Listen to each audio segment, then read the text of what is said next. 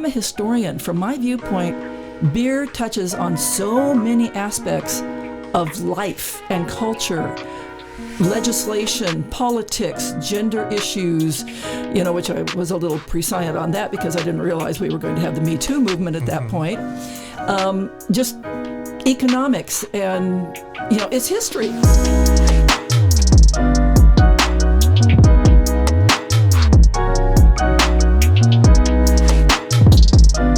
You are listening to the Capital Craft Podcast, brought to you by the San Diego Brewers Guild. I am your host, Eric Fowler. And I'm Jeff Fox with Beer Media Co.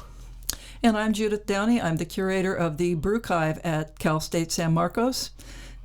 We established in 2017, so I've got some collections to talk about. Yeah, we are really excited. Judith, you've been a prominent figure in my eyes in the beer industry over the last however many years. You seem to be everywhere all the time. I try to be, but there's only one of me. Yeah. In the name of history and documentation, right? You're doing it right. Yeah. Well, I'd love to hear a little bit about the Brewchive and what it is, and we can get into how it started and everything. Okay. Well, Brewchive is obviously a combination of brewing or brewery and the word archive, and we founded it in 2017, or actually we publicly launched it in 2017. We came up with the idea at the university in 2016, and This was in response to a proposed engineering program at Cal State San Marcos, which is currently on hiatus. I don't know what's going to happen with that. COVID, damaged a lot of things, but I was the history librarian at the time, and I got called into my boss's office, and I figured I was in trouble because I had no idea what I was going for. And I walked in, and she and the associate dean were both sitting there, and I was like, boy, I'm really in trouble. And the dean asked me, she goes, what do we have on beer history? And I said, well, nothing, because, my students don't write on beer history, and I don't drink beer, and why are you asking? And she said, well, we have this program being proposed, and they have a class in the program on beer history. And so what's going on? And the associate dean happens to be a home brewer, and they said, well, San Diego's the capital of IPA. And I'm going, what's IPA? I mean, this is how uneducated I was. And so she started explaining, and I said, well, okay, I'll find out who does collect San Diego beer history. If we are that big and that important in the industry, somebody's got to be collecting it. Well, I looked around and nobody was. So I went back to the dean and the associate dean, and I told them, I said, nobody's doing it. And they go, well, we have to do it. I said, well, I'm the history librarian. I'll go out and start talking to people. So I cold called a few of the North County breweries since we're located up here. And everybody was like, really? You want to collect our history? You think we're important? I'm going, I'm a historian. From my viewpoint, beer touches on so many aspects of life and culture, legislation, politics, gender issues, which I was a little prescient on that because I didn't realize we were going to have the Me Too movement at that point. Just economics and, it's history. All history should be saved. And so started getting some people on board. We formed an advisory committee, including Tommy Arthur, a representative Carl Strauss, and some other people, and asked them, coming from the industry viewpoint, what do you want? Because I know what the students are going to need for doing research, but what are, because we want to be useful to more than just our students. We want to be a community outreach organization. And so we got some feedback from them, and we started sending out letters. I mean, I've just been knocking on doors. I walk in, I have a beer. Who's the beer tender? Is it the owner? Which is true a lot of times in the smaller places. Or, I'll talk to anybody and everybody, obviously, because Eric's saying he's seen me everywhere. Yeah, I mean, and the response I've had has been so welcoming and embracing, and everybody's been so excited about it. Now the problem is I have some collections. Greg Cook, well before the sale to Sapporo, gave us 650 boxes of stuff, glassware, marketing materials, 63 boxes, and I'm talking banker's boxes, so they're fairly good sized, of soda cans that he collected when he was a kid because his parents wouldn't let him collect beer cans like his friends were doing. And I said, well, it's carbonated beverage, so it really kind of, shows where you were going to go eventually. Yeah. And so we have things, and I process them as I can. I'm doing oral histories with people as I can get them to sit down with me. But it's a one-woman show, basically, for me being the focal point. But everybody else can be part of this collection and help provide. Yeah. I mean, it's essential to save this material, and it's not just hard items like the growlers and the glassware and things like that, but it's also, I've got binders full of coasters and stickers, because sometimes that's the only evidence a brewery ever existed, was maybe one little lonely coaster. Interesting. Yeah. So, you touched a lot on the story of it and the people of that, and even the people that you had, on your advisory board, or where it came from, and somebody with a home brewing background. How do you use inanimate objects, marketing material half the time, to tell us like a really deep, rich story of people and their dreams and how they impacted their communities? Well, part of that is just the expense that people put in. I mean, a growler is not cheap. A tap handle is not cheap.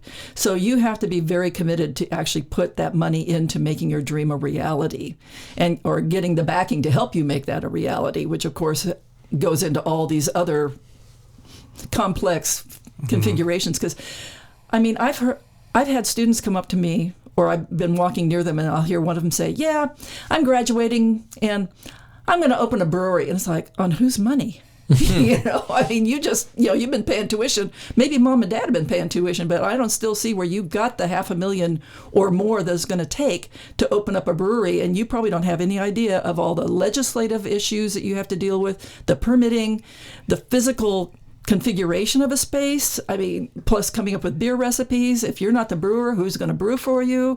I mean, there are so many things to there. And a lot of students I do talk to now are from our College of Business. And they're either working with a brewery in their senior experience project, or they're thinking about opening a brewery, or they're interested in some sort of marketing aspect of brewery. Well, I have 186 growlers right now. Crowlers and growlers. I mean, I've got the little guys as well as the big guys. I've got the glass. I've got the stainless steel. I've got, mason jar type even, that somebody put out. And I'll say, like Ballast Point, I probably have a dozen different growlers of theirs with the different labels on them. I've got one of the 1 gallon size. Who buys beer in 1 gallon size growlers anymore? Then it goes to the half gallon. Then it goes to the crowler. Now everybody's canning. That speaks to a trend in consumption patterns that a lot of it was driven by COVID, people appreciating beer and knowing that once they open a larger container, unless they've got several people there to drink it with them, it's not going to be any good in a day or so, because it's going to start oxidizing. It's going to lose its carbonation. So I mean, even things like that, taking an inanimate object like several different growlers, or the labeling. Alpine has done a number of different colorways on their growlers. I think I've got every color combination now. So I've probably got 15 or so. Yeah. And that's of the newer logo style that they did. I actually have a tap handle that I did not bring with me, because it's probably and I say because I feel so possessive of all this, but it really isn't mine. I have a ceramic tap handle, one of the original ceramic tap handles, given to me by Pat McElhaney himself when he did an oral history with me. Wow. I don't take that out of the Brewchive. I mean, these are duplicate pieces that if something happened and crashed and burned, I'd be upset, but I wouldn't be heartbroken and crying like you would see me because I lost the only one I had. But, things like that. I mean, that's the original style, and then they redesigned and went to a much simpler design, keeping more in trends. And now, of course, Alpine isn't even a San Diego brewery anymore, so I haven't really been following them too much, but they probably redesigned their logo again. So having that logo on the coasters, on stickers, on the growlers, or whatever, tap handles, whatever I have, really demonstrates an awareness of public taste.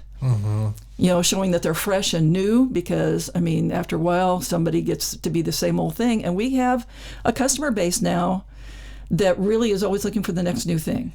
Yeah, it'll be interesting to see how this develops over a longer period of time, right? So I've always liked the story on how beer styles come to be. And knowing how beer styles have changed over time really shows a lot about what was going on in the world or in that region at that time too. And you look at English beers, for instance, I'm sure somebody's going to argue with me on this, but we look at English pub style drinking, these low alcohol beers that are, 3-ish to maybe 4% that you can drink a high quantity of. Well, it wasn't until, I believe, World War I when they were rationing raw ingredients and dictated that half of all beers being brewed had to be brewed to a specific low strength or lower. So you start developing these preferences based off of, facilitated by a need. And hearing about that growler is just, to crowler, all that has me thinking. And you're right, it does tell a story looking at those, because when it was switched to those, glass is really expensive to ship. We're in California, so there's a lot of environmental considerations when it comes to recyclability. Oh, yes. And you're right that looking over a long period of time tells a story on what was going on with not just preferences, but external pressures as well. Exactly. As a brewery owner, you know that quality equipment is the backbone of your operation. That's why I'm excited to introduce you to Craftmaster Stainless, the industry leader in high-performance production equipment for the beer, cider, wine, and spirits industries. Located near Sacramento, California, Craftmaster Stainless understands the unique needs of brewers like you. Whether you're just starting out or looking to expand your existing business, their dedicated team will work closely with you to understand your goals and provide the right consultation services. Craftmaster Stainless is proud to offer the largest inventory of in-stock brewery equipment in the region. From cellar tanks and keg washing systems to brew houses and more, we have the essentials you need to elevate your brewing operations. And with our unbeatable pricing and fast shipping, you can get your equipment in record time. With Craftmaster Stainless, you get the quality, performance, and availability you need to keep your brewery running at its best. And as your local California supplier, we're here to provide personalized support and expertise to help you find the perfect solution for your unique brewing operation. Don't settle for subpar equipment or lengthy wait times. Upgrade your brewery with Craftmaster Stainless today and experience the difference. I mean, it's amazing how much I have absorbed. I mean, I've helped brew. I actually went out to Chuck Alec in Ramona and helped Sam. It was my first beer job.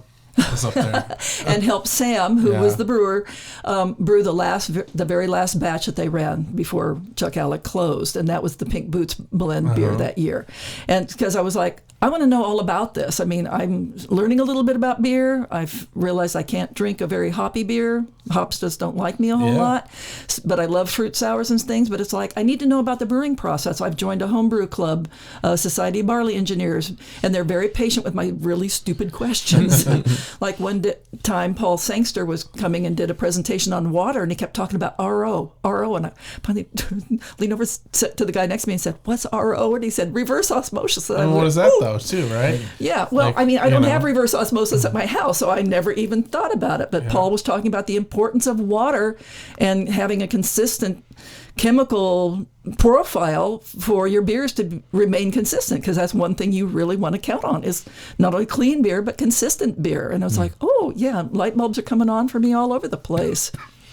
But then I also try to give to the community. I mean, everybody's been so welcoming and helpful. I mean, when I would go in, when I did the first cold calls, people would say, oh, well, you've got to talk to Tommy Arthur, and you've got to talk to Skip Virgilio, and you've got to talk to,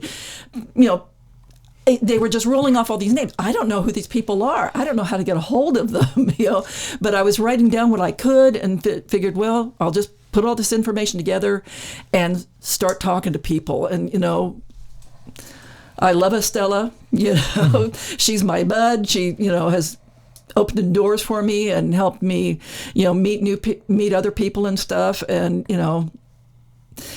and she's just one example. And so for me to pay back, I mean, like I was telling you earlier, I'm going to come and I'm going to volunteer at the Craft Beer Fest for the Guild. You do a lot. It's appreciated. Well, I figure if I'm a set of hands, that frees somebody else up, either to do something else at their pouring station or be back at their tap room actually selling beer. I mean, it's like I do what I can, and I learn, and I make contacts, and I have fun.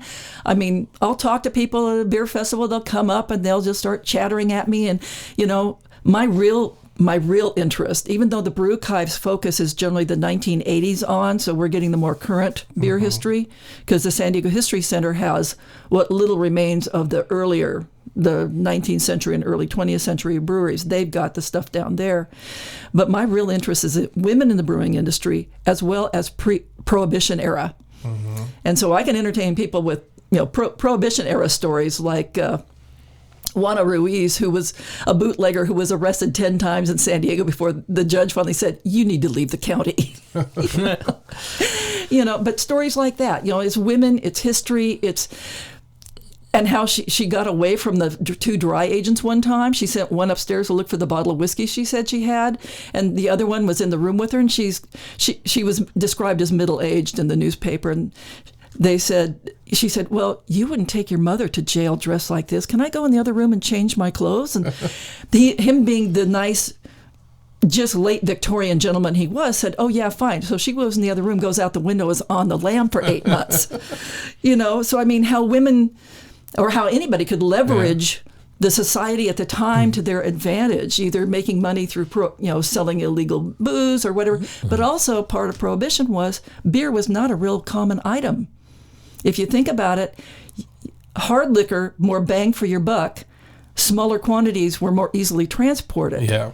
So that says something about beer during Prohibition, even though there were breweries that were still making beer, because you could get beer if you have a nervous condition and your doctor wrote you a prescription. I'm pretty nervous right now. Yeah. That's great.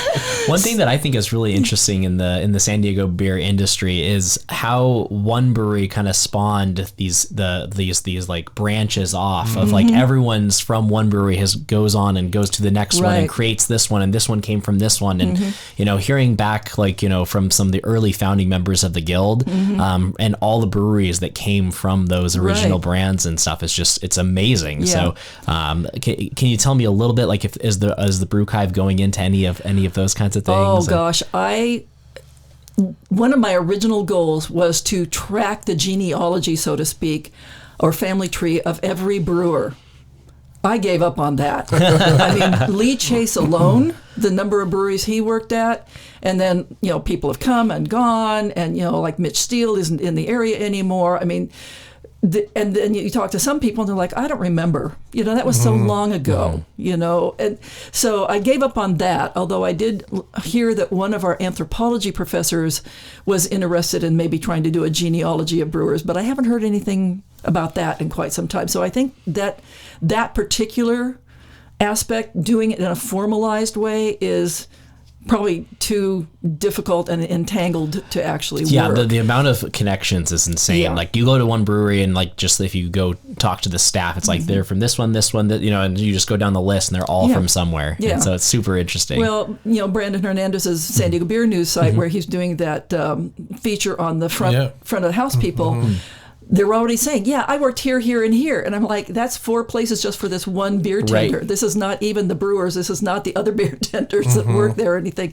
But it also demonstrates what a family we are, that people can move around like that and there aren't hard feelings and you can still go back and rely on other people. Because, that's one thing I see is, somebody will put a call out saying, hey, I need 11 pounds of Citra. And somebody else will come back and say, yeah, I got you. Bring me a 4-pack, and we're good. It's not like they expect to be paid for it. It's not like they expect to be reimbursed or in any way, shape, or form.